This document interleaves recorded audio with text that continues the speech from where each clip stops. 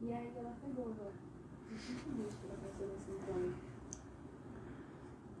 Os pais dela pegaram aí também, mas também estão fora de risco. Então não mais. Também. Fala, Rafael. Rafael já está aí, sempre já a postos. Fala, Isidoro, meu afilhado. Grande abraço. Boa noite, pessoal. Vamos aguardar um pouquinho mais a turma entrar aí. Rafael já está presente. Hoje a gente vai ter a live com o representante da equipe Audácios, Cavaleiro Rafael. Hoje tem uma moça que quis participar aqui da live. Ela não quis se comportar, mas daqui a pouco ela vai deitar, né? Rodrigo Chaves, já tivemos o nosso papo. Temos que marcar outro, né, Rodrigo? Vou chamar aqui o Rafa.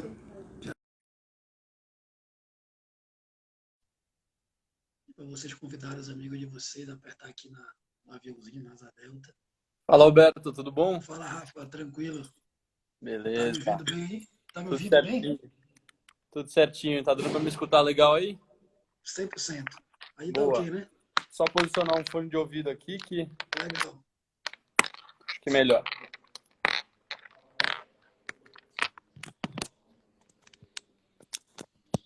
Pedindo aqui pra galera convidar aqui os seus amigos aqui na Asa Deltazinha, nesse aviãozinho.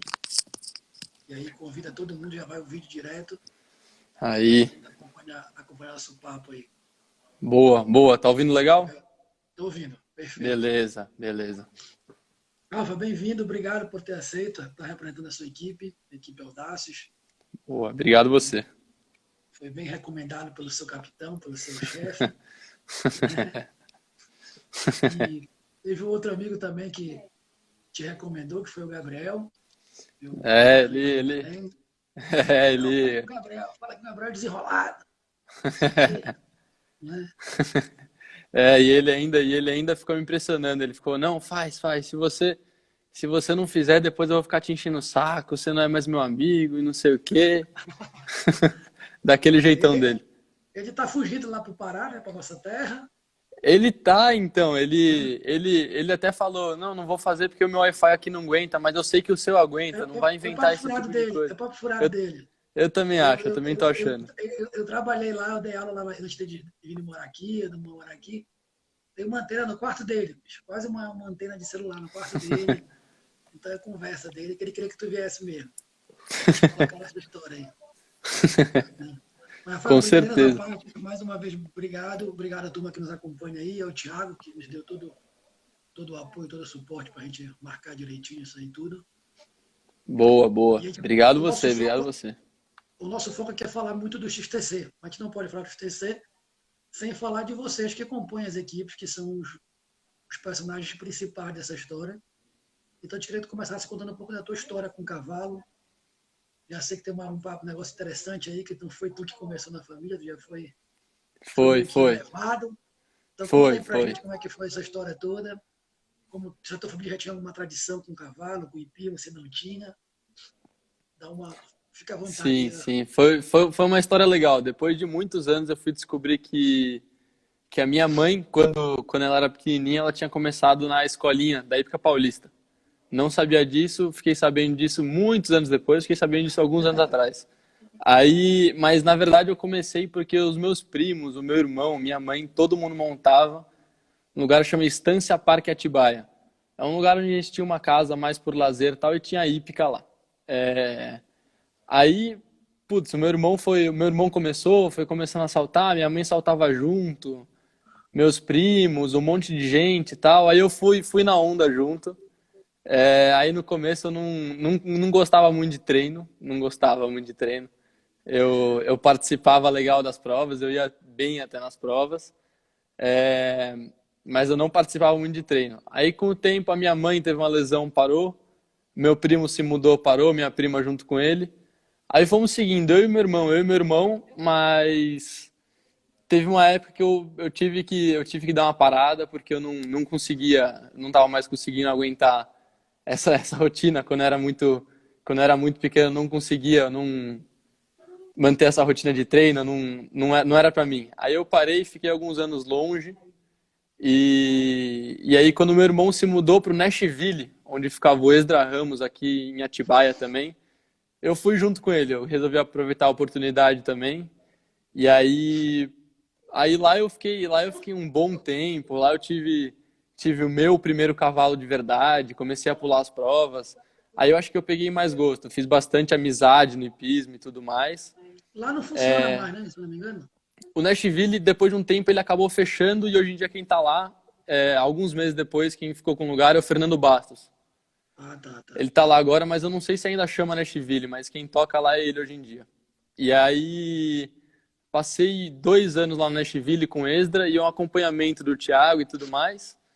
Quando o Nashville acabou fechando e tudo mais, o Esdra foi para Alphaville. A logística já estava ruim, eu morava em São Paulo, eu vinha de São Paulo para Atibaia, uma horinha e meia de viagem. Eu vinha quarta, sexta, sábado e domingo. E aí o Esdra falou, não vou nem querer levar vocês comigo, vai lá para São Paulo, vocês vão conseguir montar todo dia.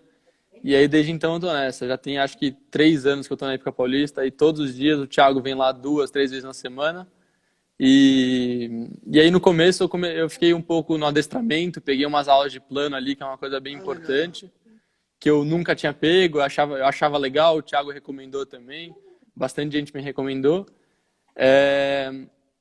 Lá na Aí Paulista acabou mesmo. na Paulista mesmo, com a Sandra Saboia. E aí, depois disso, acabou que a Sandra também, ela ficou com uma cliente dela, e aí hoje em dia eu tenho acompanhamento uma vez por semana com o Caio Sérgio. E de resto é com o Thiago mesmo, nas provas, mas durante a semana é mesmo com o Thiago. E o Thiago alivia o aluno quando ele é capitão ou não tem isso? Vou falar que aí a cobrança é maior. A cobrança é maior. Às vezes a A gente quer cobrança alguma da coisa. prova e da É, prova em casa quando chega, né? pô, e muitas vezes a gente fica em um hotel junto, aí a gente começa. A gente fica lá, tal, conversando, jantando, aí dá um horário, a gente começa a querer animar, fazer alguma coisinha, tal, aí depois de um tempo, o Thiago fala, não, amanhã tem prova. Amanhã tem prova, se você não fizer 0, você tá ferrado na minha mão.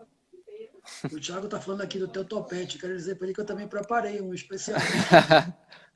Viu, Thiago? Sabia que ele é bom, eu fiz um aqui também. Topete bom é o dele, o Thiagão tem um topete bonito. Ele tem um estiloso lá, de fila lá. Queria eu ter um topete daquele, parece o Eu não posso nem parece o falar que eu príncipe do queria. Shrek.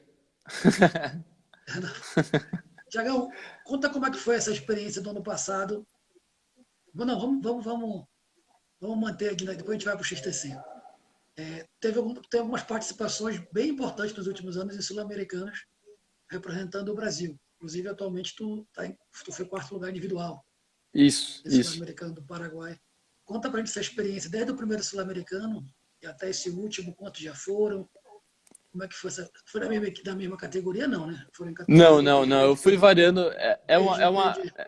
É uma coisa legal, que eu comecei, depois que eu voltei a montar, foi isso, eu comecei a 4 anos voltar já foi mais de uma categoria, né? Isso.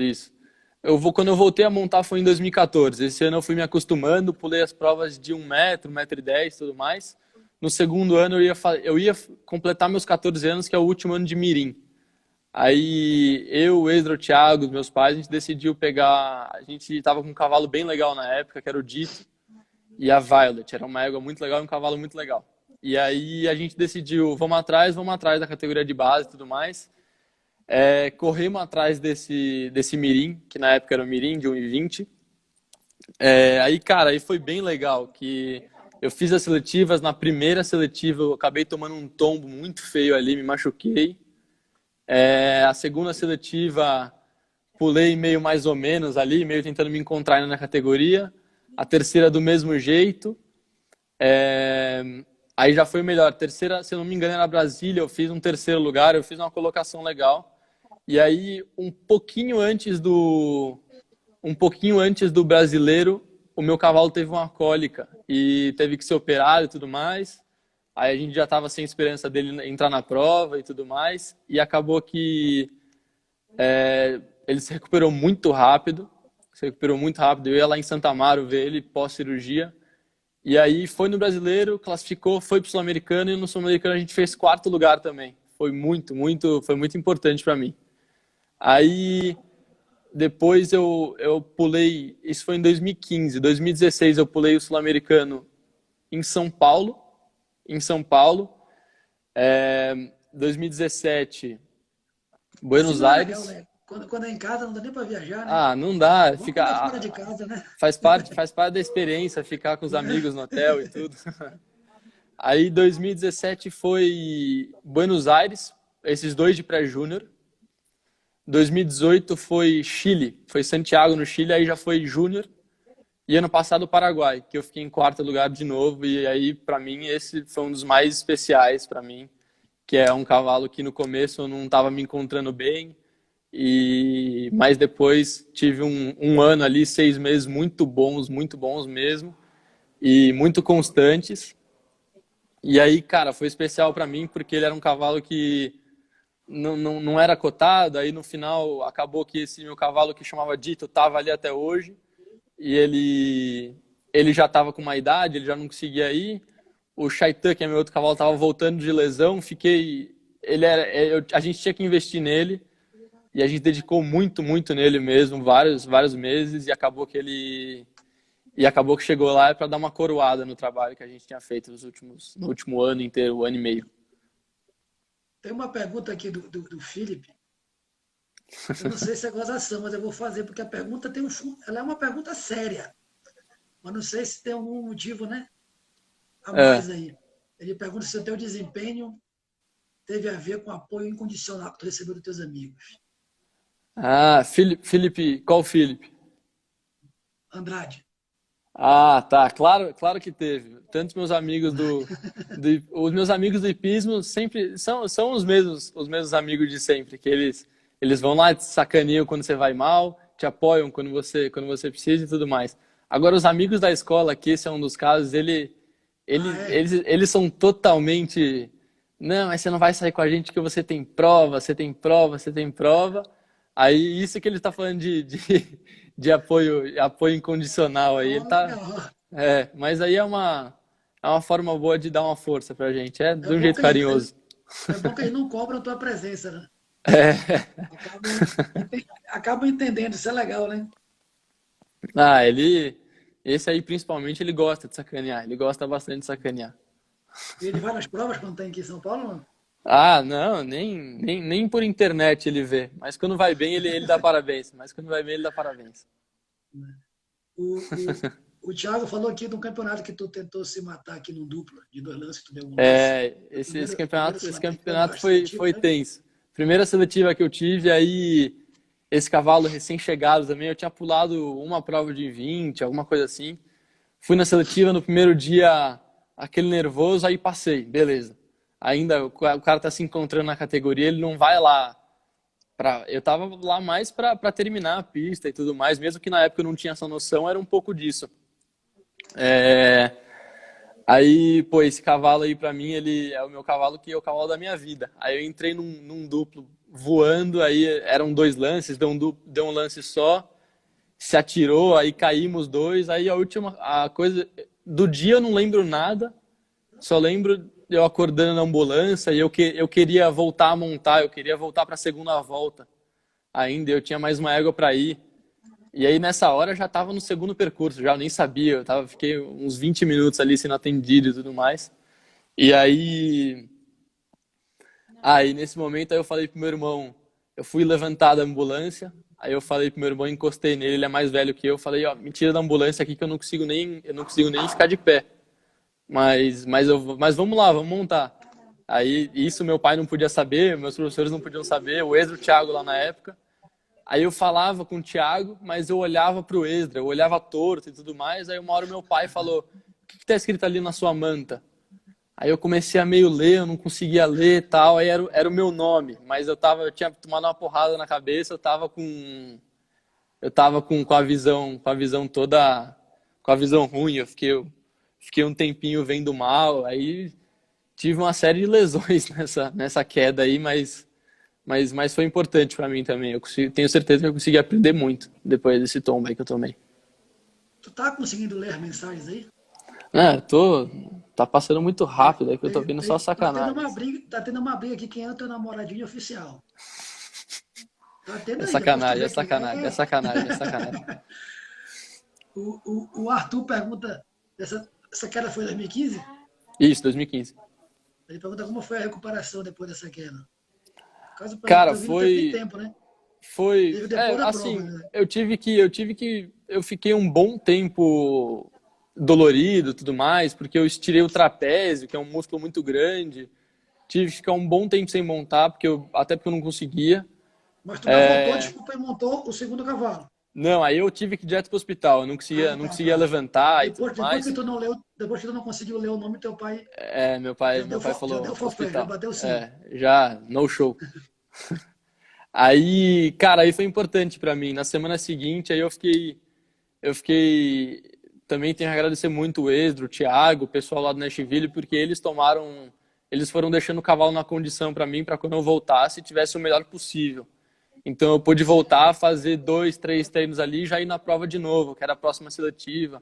Esse calendário de seletiva, ele é muito apertado e tudo mais. Então você tem no máximo um mês entre uma seletiva e outra, fica apertado.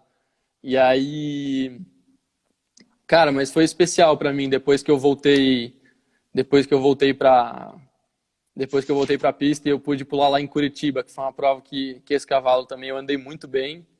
E, cara, aprendi a não correr para entrar no duplo também, além disso. Então, estão dizendo aqui que depois dessa queda tu não voltou muito ao normal, tá? É o seguinte aqui. Estou tentando ler uma pergunta aqui que eu não estou compreendendo mais ou menos o teor da pergunta. Do Juan. Não sei se tu consegue ler aí. Não, do Juan pode passar. Pode passar, pode passar. Do Juan pode passar. Ele está querendo saber, acho que é comparação de esporte aqui. Como tu te compara com os companheiros de esporte na escola? Em relação a isso é legal. Em relação à escola e o esporte, é legal que a gente consegue. É difícil conciliar, mas muita coisa que a gente consegue aplicar assim no cenários diferentes. Então, por muito tempo eu pude passar muita coisa que era curiosidade minha do hipismo para a escola, então acabou que acabei fazendo muitos trabalhos na escola, de matérias diferentes sobre o hipismo, porque era uma coisa que me interessava, para mim era mais fácil. Então, ficou uma mescla boa ali para mim, ficou uma coisa bem legal. Vamos olhar para frente agora. Qual é o teu objetivo como cavaleiro? Cara, eu não gosto de colocar, eu quero saltar essa prova, mas eu me vejo e tento me enxergar no futuro, eu me colocando numa situação que eu consiga pular qualquer prova do mundo, que eu tenha condição de entrar e desempenhar legal em qualquer prova do mundo. Não necessariamente falar, eu vou entrar na Olimpíada, porque aí são muitos fatores que influenciam e tudo mais, entrar em Aki e tudo mais, seria para mim isso aí é muito mais para coroar, mas ter a condição de você poder entrar na prova que você quiser, para mim isso que é o objetivo, saber que eu tenho essa condição de entrar, seja com um cavalo ou com outro, que eu possa me manter numa prova dessa. Eu como cavaleiro tenho condição de entrar numa prova importante de qualquer lugar do mundo, seja os 5 estrelas e tudo mais. Tu citou as tuas participações no Sul-Americano, citou as seletivas. Qual foi assim a prova até hoje que marcou? Cara, uma prova que me marcou. Uma prova especial para mim foi além desse sul-americano aqui que eu tive, foi um brasileiro de sênior que eu pulei. Que para mim, eu pulava às vezes as provas do mini GP, do Grande Prêmio com os profissionais, mas eu pular esse brasileiro de sênior e tá competindo como eu competia com meus amigos alguns anos atrás. Você vendo os caras lá na distensão e tudo mais, e tá competindo diretamente contra eles, porque às vezes acontece que a gente entra num brasileiro desse e cara, só tinha eu de jovem, então só tinha eu de 18 anos e o resto eram todos os profissionais que eu tanto almejo ser assim e tudo mais. Então para mim foi foi um orgulho muito grande para mim. Foi um orgulho muito grande para mim, porque por mais que não foi um resultado assim excepcional, mas só de estar lá depois de alguns anos, estar competindo com os caras que eu tanto quis ser ao longo da minha carreira quando eu estava evoluindo, aquilo ali para mim não teve preço. Eu estar competindo com aqueles caras como eu competia com meus amigos alguns anos atrás. Aquilo foi especial para mim. Tem algum cavaleiro fora do cenário nacional, pode até ser brasileiro, mas que esteja fora do Brasil, que tu tem assim como referência? Não vou dizer como exemplo, porque exemplo tem muito a ver com comportamento, né? Uhum. E às vezes a gente não conhece a pessoa nesse Sim, sentido. sim. Mas digo, como cavaleiro, como profissional, tem alguém assim que tu usa como forma de montar, forma de trabalhar os cavalos? Cara, eu acho que um cara aqui no cenário nacional, além lógico, por ser muito amigo e aluno do Thiago, eu olho muito para ele. Mas, excluindo o Thiago, cara, um cara que eu sempre olhei muito para ele não tem como, até meio clichê falar, mas é o Zé Roberto, porque passa ano, passa cavalo e ele se mantém ganhando, e ele se mantém ali, ele se mantém pulando 20 cavalos na prova, ele se mantém fazendo novos cavalos e tem nos alunos, os alunos vêm tendo resultado e ele como cavaleiro, ele é um cara que você não tem o que falar dele, ele na hora da pressão ali, você sabe que ele resolve. O Zé Roberto para mim no Brasil aqui é um dos caras que eu com certeza eu admiro demais. Admiro demais. E num cenário internacional assim, aí é difícil. A gente acaba que daqui a gente acompanha um pouco menos os caras, mas um cara que pelo estilo e porque ele apareceu aí e tudo mais, montando... Eu não conhecia ele. Ele apareceu montando a égua do Luiz Felipe Pimenta. Foi o Rodrigo Gesteira para mim, para mim ele tem um estilo ali, ele tem o jeito dele levar a égua, o jeito dele levar os cavalos dele. Cara, para mim ele é um cara que eu tô olhando, eu tô querendo... achei muito legal o jeito que ele leva os cavalos dele e tudo mais. Acho que é uma coisa legal de ir atrás. E além dele, também até um pouco repetitivo, mas o Steve Guerdá não tem como deixar ele de fora. Que ele, além de tudo, ele foi lá e na Copa do Mundo ano passado, ele entrou com o Álamo, que era o cavalo que todo mundo falava que não era o principal dele e tudo mais. O cara foi lá e ganhou. Então, um cara decisivo, você vê que ele simplifica as coisas e para ele tudo age muito natural. Então, ele é um dos caras que eu com certeza eu olho bastante para ele no cenário internacional também. Apesar de ter podemos chamar assim, uma carreira jovem no nosso esporte, já passou pela montada de vários cavalos. Sim, sim. Qual desses cavalos que tu pode dizer que foi o mais marcante? Tem um que tu pode falar? Foi esse? Se quiser citar mais de um, fica à vontade. Não, né? Esse é um cavalo que para mim ele foi o cavalo da minha vida, que ele chama Dito, que é um cavalo que eu aposentei ele ano passado. E ele, desde o começo, foi uma história legal, que quando eu fui montar ele me dava ele sempre foi muito corcoviador, ele quase me derrubou várias vezes quando eu fui experimentar ele. A gente achou que valia a pena, e ele é um cavalo que eu pulei o sul-americano eu cheguei a pular com ele o sul-americano de mirim e pré-júnior, mas eu pulei com ele paulista e brasileiro de mirim, pré-júnior e júnior. E ele para mim, ele me tirou eu tava um pouco estagnado no esporte, eu tava parado ali e tudo mais. Ele que me deu esse incentivo para voltar. E aí, cara, depois de um tempo a comunicação com ele já era muito fácil e era tudo... Foi muito especial ter ele lá comigo. Na cocheira ele sempre foi um cavalo muito, muito bagunceiro, muito carismático e tudo mais. Amadrinhado comigo, com o meu tratador. Então, ele com certeza é o cavalo da minha vida. Que ele foi especial do começo ao fim. Fui visitar ele na aposentadoria ano passado, ele reconhece. E ele, pra mim, eu ter pulado tudo que eu pulei na minha vida foi por causa dele, com certeza. Eu ia deixar as perguntas aqui Estava tentando para o final, mas a tua turma é tão participativa que a gente acaba de fazer as perguntas. O Arthur pede para te explicar como foi o teu estudo sobre física e hipismo. Física no hipismo. Eu fiz um trabalho desse, era um trabalho final, você tinha que fazer a gente fez um curso de 2 anos na escola e você tem que fazer um trabalho para poder se formar e tudo mais. E aí eu escolhi física, a maior besteira da minha vida, porque é muito difícil, mas, cara, eu pude aprender muita coisa sobre o cavalo, o físico do cavalo, como funciona. E,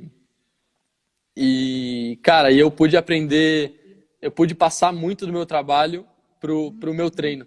E isso para mim foi o diferencial desse meu trabalho, que ele não foi só um texto grande que eu escrevi.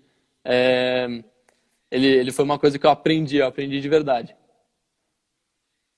Isso foi no colégio mesmo, na escola. Isso foi no colégio. Eu me formei agora e é um trabalho obrigatório de 4.000 palavras e tudo mais. E eu falei, bom, eu vou tentar usar um pouquinho do hipismo aqui. E, cara, eu sabia que eu ia apanhar, mas eu sabia que ia valer a pena. E como valeu. Pude passar bastante coisa teórica, que às vezes a gente vê muita coisa de sentimento no hipismo e tudo mais, a coisa de resolver ali no cavalo, mas não é todo mundo que vê essa parte teórica.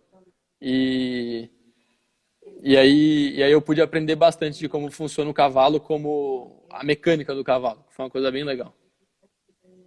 O Thiago cita aqui uma colocação dele sobre a importância do planejamento para ter um bom ano hípico, né? Dentro do calendário e tudo mais, das competições. Quando a gente entrar no XTC, a gente fala um pouquinho mais sobre isso. Uhum. Quando a gente entrar de fato na competição, tá, Thiago?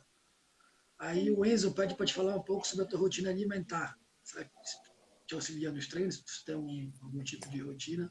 Cara, a gente que monta cavalo, a gente tenta não ficar muito pesado, a gente tenta se manter um pouco atlético ali, porque querendo ou não, é um esporte que exige um pouco da gente ali também, fisicamente, eu tô dizendo. E, cara, minha mãe é nutricionista, então a gente sempre tentou se manter regrado também por causa disso. Meus irmãos comem bem, todo mundo aqui em casa tenta se manter um pouco saudável, então foi um pouco, não é uma coisa proposital, mas acaba que a gente tenta se manter no mínimo um pouco regrado, não ficar muito pesado, não tentar se manter um pouco mais atlético pro cavalo, que a gente sabe que o dia que a gente tiver que saltar ou trabalhar 6 cavalos num dia, a gente sabe que essa parte física vai pegar.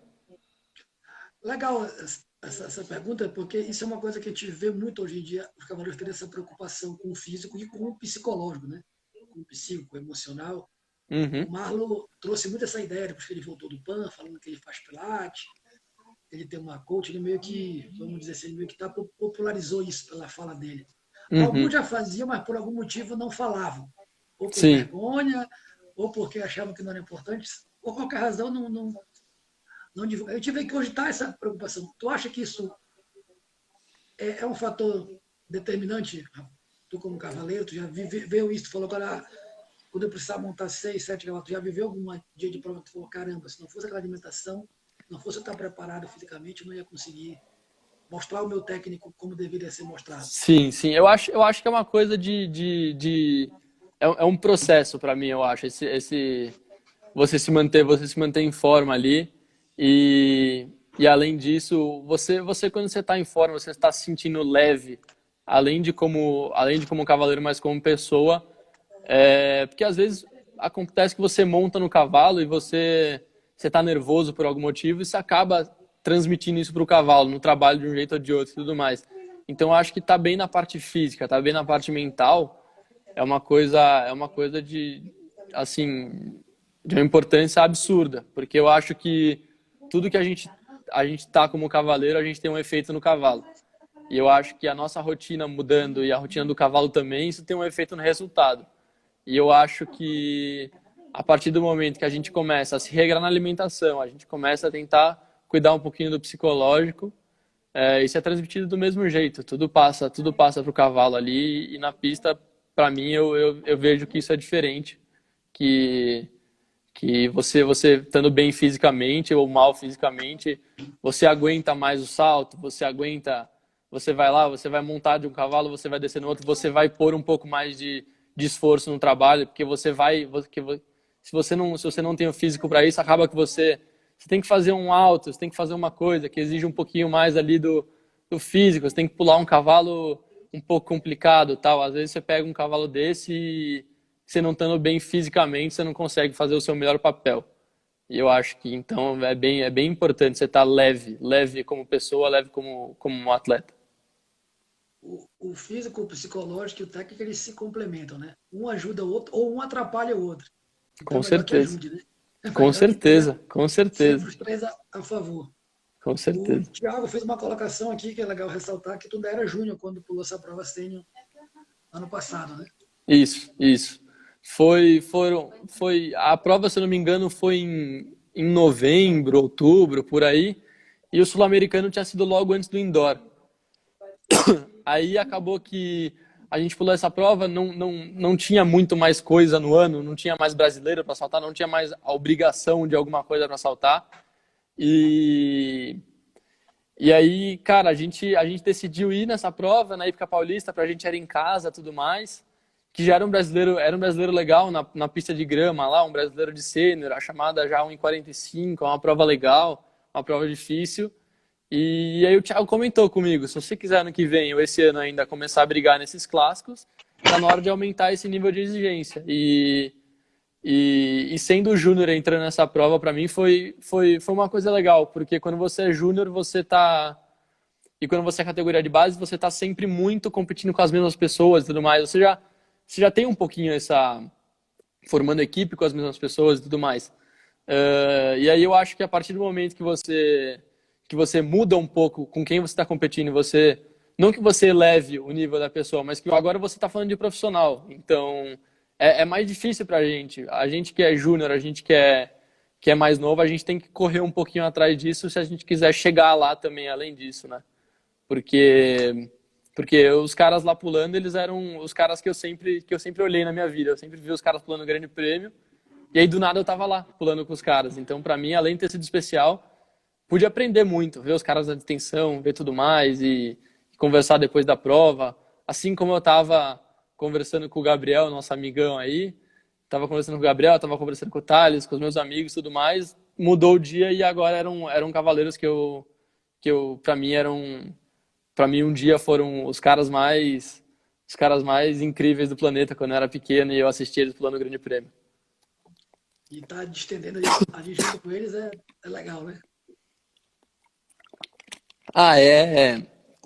É diferente, né, cara? Você tá ali, você tá com seus amigos, você tá com seus ídolos. É que nem você ir jogar futebol e você vai lá, você vai bater uma bola com os caras do time que você torce. É diferente, é uma outra sensação, além de ser uma outra, é um outro ar, é um outro tipo de, parece que é uma competição. Ali pra mim eu tava numa competição diferente.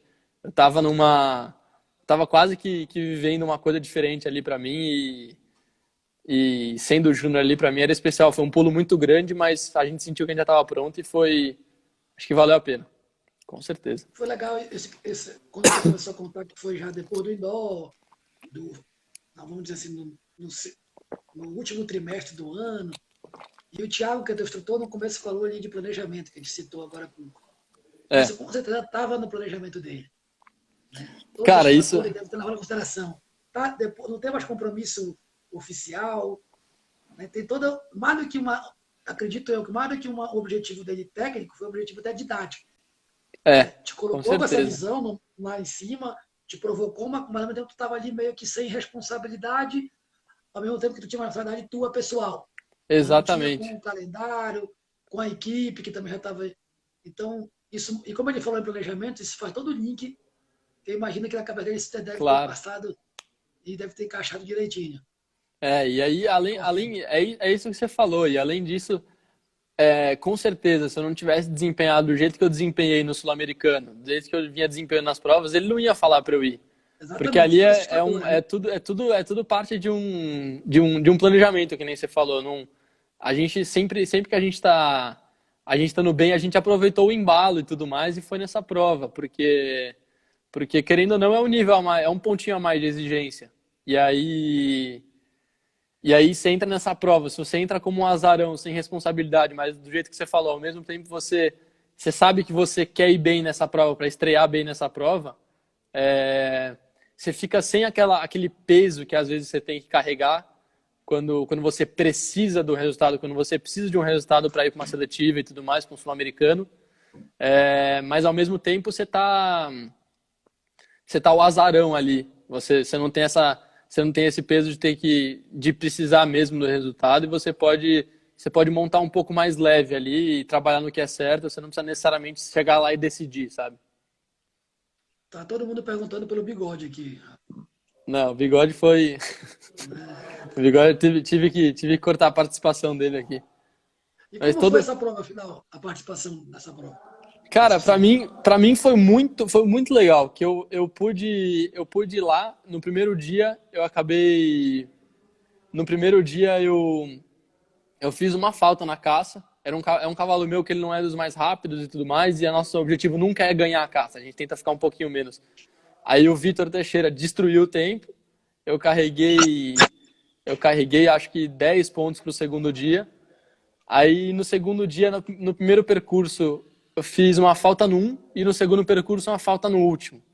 Mas foram 2 percursos que, assim, eu assisto meu vídeo até hoje, todos os dias, porque você via que era uma coisa leve, mas ao mesmo tempo eu estava lá determinado no que eu estava fazendo. Acho que foi um dos concursos, mesmo, vamos dizer, eu fiz 4-4 nesse segundo dia aí, mas para mim foi o dia que eu montei melhor na minha vida, porque eu estava ali exercendo o que era certo, botando um galope bom e tudo mais, justamente por não ter esse peso. Então, para mim, cara,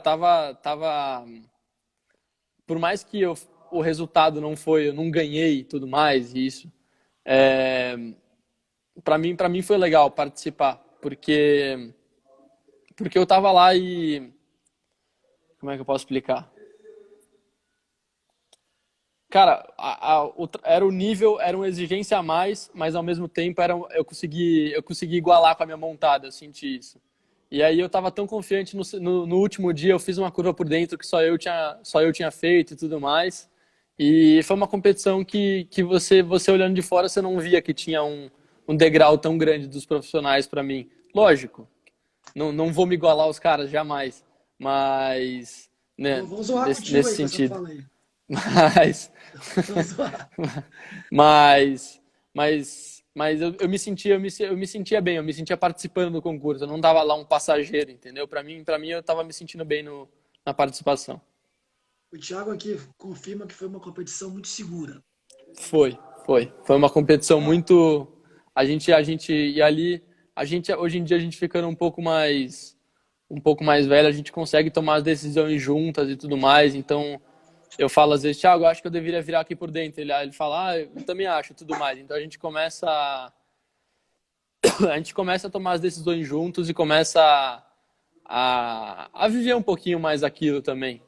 E a primeira coisa, além de estar seguro, você pega, depois de você estar seguro, você consegue exercer tudo a cavalo. Então realmente foi uma competição muito, muito segura, talvez a mais segura da minha vida ali.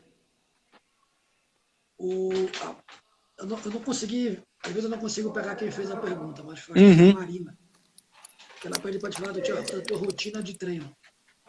E tu citou agora já por estar mais velho, essa relação com o teu instrutor. Conta da tua rotina de treino pra gente, como cavaleiro, a gente já vai entrando devagar no XTC.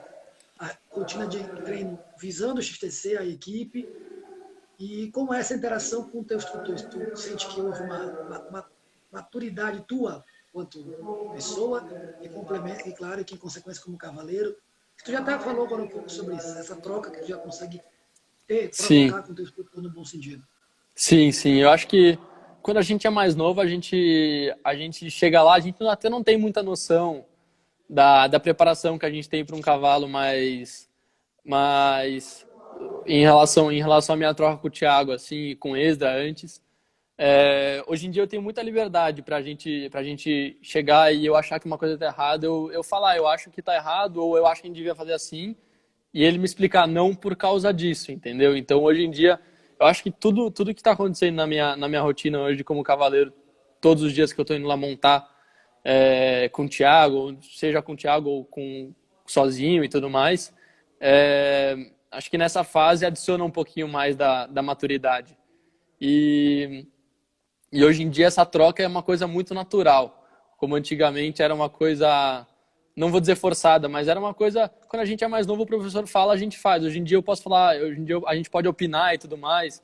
Então acaba que fica uma coisa muito mais muito mais madura. Fica uma coisa muito mais madura e acaba que a gente aprende mais no processo, porque às vezes a gente pode até falar que uma coisa está errada, a gente achar que está errado, e o profissional, que é o Thiago no caso, ele vai falar, eu acho que não, por quê? E aí nessas a gente vai aprendendo e tudo mais. E em relação à rotina, hoje em dia eu tento falar sempre com o Thiago, a gente tenta sempre planejar para chegar nas provas que a gente precisa bem. Os meus cavalos hoje em dia já têm um pouco mais de idade e tudo mais. A gente tenta manter um dia a dia com eles um pouquinho menos exigente, dependendo da época. Se não tem muita prova agora, por exemplo, nesse tempo de coronavírus não vai ter prova, a gente tenta se manter um pouco mais... Não vou dizer, é menos exigente, porque os 6 meses que eu estaria perdendo agora, eu posso ganhar depois. E aí a gente tenta sempre manter os cavalos ali numa condução boa, e a gente ajeita uma coisinha ou outra semanas antes da prova para ele chegar sempre na prova que a gente quer da melhor forma possível. A gente trabalha assim, chegando numa prova importante, no ápice da evolução ali, no ápice do desempenho. Quando a gente é mais novo, a gente faz o que o instrutor manda sem saber o porquê, né? Exatamente, Faz no exatamente. automático, né? Isso, exatamente. Depois tu sabe o porquê e aprende muito mais por saber o que está sendo feito. Exatamente. Aí é quando você também pode passar alguma coisa. Hoje em dia você sabe que às vezes você vê uma situação um pouco diferente no cavalo e você pode agir de uma maneira diferente, porque hoje em dia você sabe o que fazer. Antes você não que quando mais jovem você não sabe, mas às vezes você fica um pouco refém do aprendizado mesmo. Então, hoje em dia você consegue exercer muito melhor o que você acha que é certo, o que você acha que é errado. Você vai formando a sua cabeça como um cavaleiro, como um atleta e tudo mais. Consegue até expor mais o que tu tá sentindo, né? Exatamente. Eu tô rindo aqui uma pergunta que o Pedro Goroff fez aqui. Ele tá de sacanagem. Eu já vi um monte aqui que eu tô passando direto, que eu não sei o teor a finalidade, eu acabo não fazendo. Não, tô vendo aqui uns amigos meus que eles estão de brincadeira. Se eu fosse um pouco menos... Manda ver. Falou lá em cima que tu teve na Corrida dos Estados Unidos, foi um prazer te receber, foi muito legal, tu é um bom menino. Fez alguns elogios bem legais aqui. Ele pode te falar da tua experiência com o Todd Mingus. Sim, sim. Pô, com o Marcon foi especial demais. Com o Marcon e com a Dani lá foi muito legal. E é aquele negócio, a gente que vive do cavalo, quando a gente tá de férias, a gente faz o quê? A gente vai montar cavalo. Então foi num janeiro em Wellington ano passado. E aí o Todd Minicus mora no mesmo condomínio que ele. Eu não levei cavalo nem nada, então eu não tava montando tanto, eu tava mais acompanhando as provas, acompanhando o dia a dia lá com o Marcon, com o Thiago e tudo mais. E o Sérgio Marins estava lá também, foi bem legal, inclusive, a experiência. E aí esse dia com o Todd Minicus foi muito legal, porque ele é um cara que eu não conhecia, eu tinha visto ele na prova, tal, aí o Nelton perguntou para ele, e aí, você consegue dar uma aula pro moleque e tal? Ele tá aí, ele tá sem cavalo e tudo mais. Ele falou, claro. Aí eu achei que eu ia chegar lá, ele ia me dar um pangaré para eu montar e tudo mais. Cheguei lá, ele me colocou num cavalo que logo quando eu montei, ele falou, ele tem um jeito meio chucro, mas ele é um cara muito ele é um cara muito gente boa. Você vê que o cara é muito do bem, assim. Ele tava lá fazendo de boa vontade mesmo. A gente chegou lá, ele tava de calça jeans, chapéu de cowboy e botina e uma espora na botina mesmo. Aí ele falou, vamos começando a trabalhar aqui. Aí ele falou assim, eu gosto de trabalhar macaco vê, macaco faz. Ele era muito carismático, assim. Aí ele pegava, aí eu fazia alguma coisa que eu errasse, ele já meio jeito bruto, mais carismático, ele falava, desce, desce, desce. Aí ele já montava e logo no começo ele foi montar, a gente tem o costume de montar pelo lado esquerdo, ele foi montar pelo lado direito. Eu falei, quer que eu vire o cavalo para você? Ele falou, por quê? Aí eu falei, a gente monta do lado esquerdo, geralmente, né? Aí ele falou assim, você acha que eu tenho cara de o quê? tô aqui de calça jeans, chapéu de cowboy, você acha que eu sou o quê? Não sei o quê. E aí chegamos lá também, ele me colocou, achei que ele ia me colocar para pular baixinho e tudo mais, ele já começou a, ele me colocou para pular uma vertical com um cavalo que eu não conhecia, ele não me conhecia, uma vertical de 1,40 m, seca ali, vazada. Aí a gente não entendendo nada, ficando, esse cara tá doido, não sei o quê. E aí ele ia contando as histórias do jeito dele, ele falava, porque uma vez um cara muito grosso veio aqui treinar comigo, mas depois ele foi tricampeão da Copa do Mundo, ele foi campeão olímpico. Eu falei, Rodrigo Pessoa, ele esse cara aí. Então ele era de um jeito muito carismático, mas e ele tem um estilo de montada ali. Ele falou que ele veio do cowboy, ele falava. Então ele tem um estilão diferente, mas é muito legal. Deu pra aprender muita coisa com ele. Muita coisa com ele. E ele não aliviava, não. Ele não aliviava. Foi uma experiência muito legal lá em Wellington. É bem, pelo jeito, bem objetivo, né? É, totalmente. Não, e xingava, se precisar xingar. Ele era um cara gente boa. Vamos falar um pouquinho da equipe do XTC. Conta pra gente como foi esse primeiro ano, essa experiência desse torneio que veio, no bom sentido, bagunçar o circuito hípico, né? Animar a galera toda. O mais legal disso tudo é que animou quem estava nas equipes, quem compõe as equipes e quem está de fora torcendo. Com Conseguiu certeza. ver um time, ver uma equipe. Eu sempre falo, tu não torce mais para o indivíduo, tu torce para 10 pessoas, ou 8, ou 7 da equipe. É isso. Então tu aumenta o número de torcedores, né? Porque quando entra um da equipe, está entrando a equipe inteira. Então são os teus torcedores e de todos os outros membros da equipe vibrando junto. É. Então isso deixa mais empolgante, mais emocionante. Isso era legal Como foi essa porque, experiência do ano anterior pra gente? cara, foi assim quando o Doda lá em Santo Amaro fez o anúncio de que ele ia fazer a reunião e tudo mais. Eu e meus amigos, meio de brincadeira, meio de verdade, juntamos eu, o Pedro Egoroff, o Rafa Mari, que depois ficaram na equipe, mais alguns amigos. Falamos com o Thiago, a gente perguntou, o que você acha, Thiago? A gente quer fazer uma equipe só de jovens, só de categoria, ninguém é nenhum profissional. O que você acha e tudo mais? Ele falou, eu acho uma ideia muito legal, além de que vocês vão ter toda a torcida, é isso aí que você estava falando, de ter o apoio e tudo mais.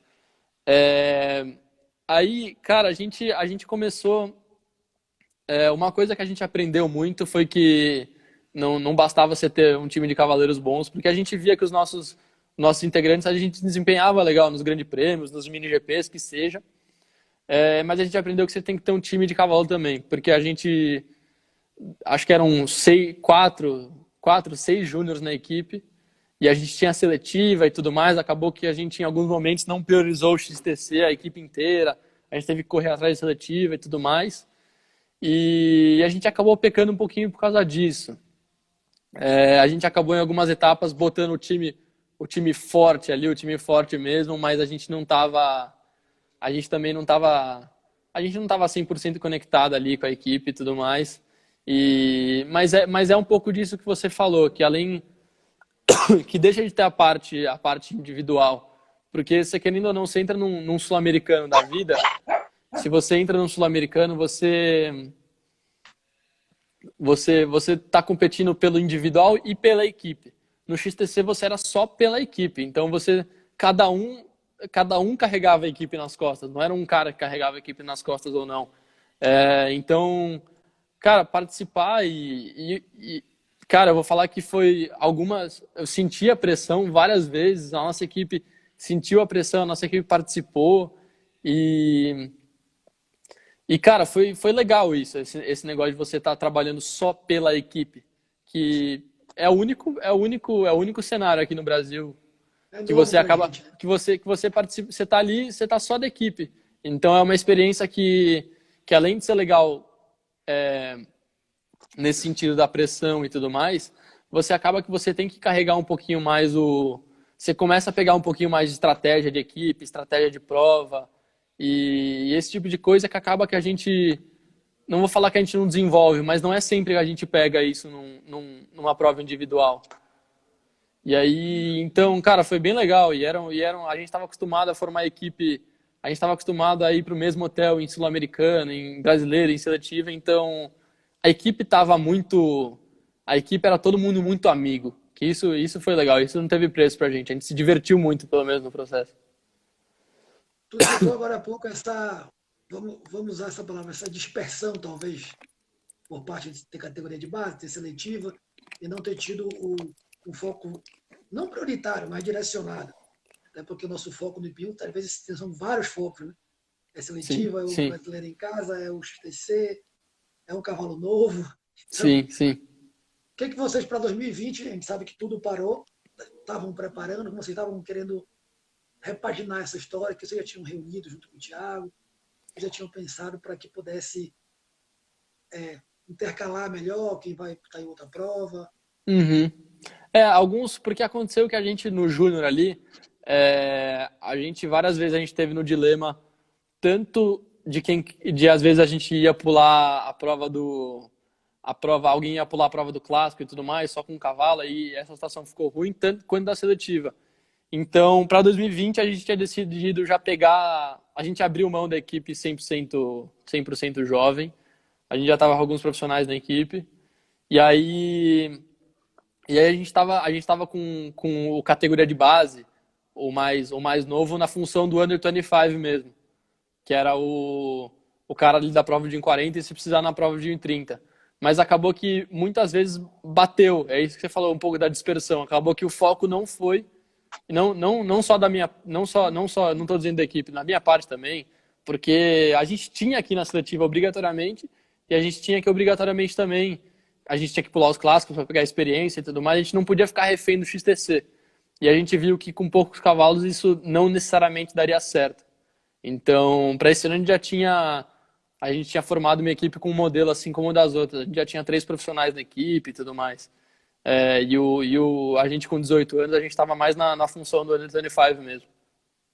O Thiago jogou aqui um negócio que é meio que um puxão de orelha. Depois ele me confirma aqui pra gente. Ele falou, exato, para a Audácia, o XTC não foi prioridade. Isso não pode acontecer com uma equipe que quer ganhar o XTC.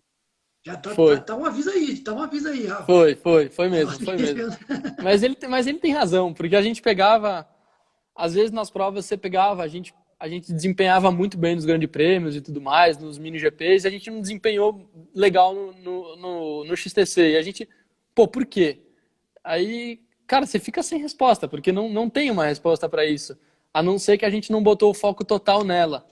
Então, então foi um pouco disso. O foco do ano não foi a gente acabou não focando no XTC, não foi o nosso, não foi o nosso, não foi a nossa prioridade.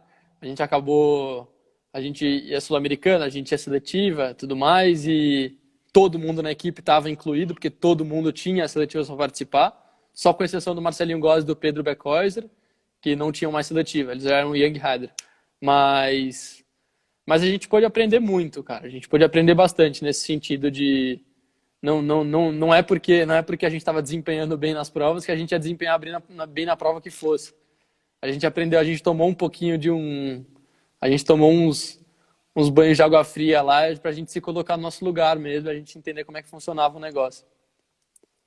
Alguém falou em cima, aqui acho que foi até o Thiago, que o formato é diferente. E aí o Thiago fala aqui que o primeiro ano foi de aprendizado.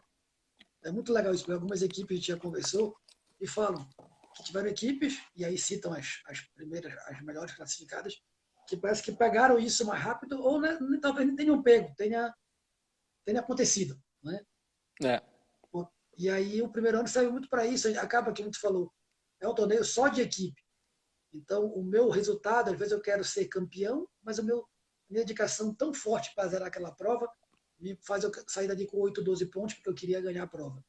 Agora, sim. quando é equipe, eu preciso, estou dando um exemplo aqui bem pronto, eu preciso ir de boa, se eu fizer 4, está ótimo, do que eu querer buscar o 0 no menor tempo e acabar com 8, 12.